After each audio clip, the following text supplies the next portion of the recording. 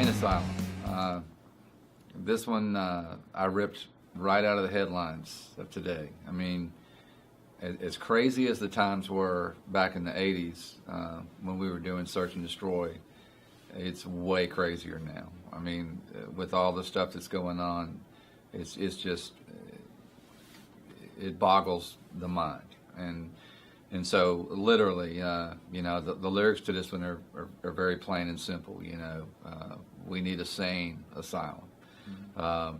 Musically, this one, I think of all the songs on the album, is like an old school Philadelphia rocker, in our style, kind of like that European metal style that we love and grew to do.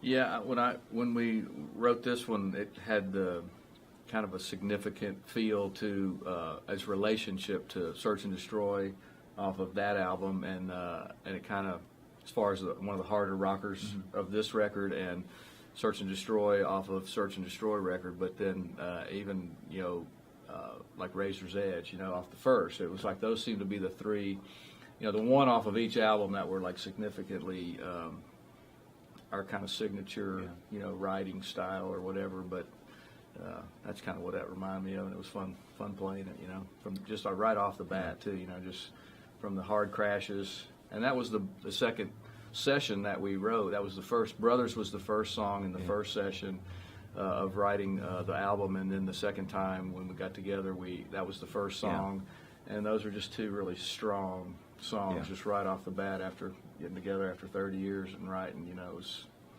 pretty cool.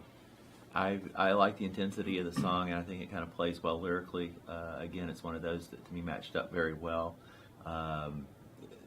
It to me, it just gives you that feel of it doesn't let up, much like the lyrical content is like just people is just running crazy out in the streets and stuff, and it's like will this ever let up? Is there any hope? Is there anything like that? And just musically, the song, it is from the very start to the very end. It has an intensity level. You had referenced earlier about some of our musical influences and stuff, and of course one that we always had in common was Judas Priest, a great metal band. And in this song, when we recorded this, what I wanted to do when it hit the guitar solos and stuff was kind of a nod towards them, towards Glenn Tipton and KK Downing. And one of the things I always loved about Priest as a band, when they would both kind of take the spotlight for the solos, and you get Glenn playing a riff over here and KK over here and stuff. And so we did that in the song. We kind of chopped the guitar solos up into different parts and tried to treat each one of them a little bit differently, so it would just kind of give a nod towards our musical influences and stuff. And so it was fun. And with a nice rhythm section just behind it, just staying steady and letting the leads just do all the talking. Just really take the platform. It was, it was really it really turned out well. Yeah.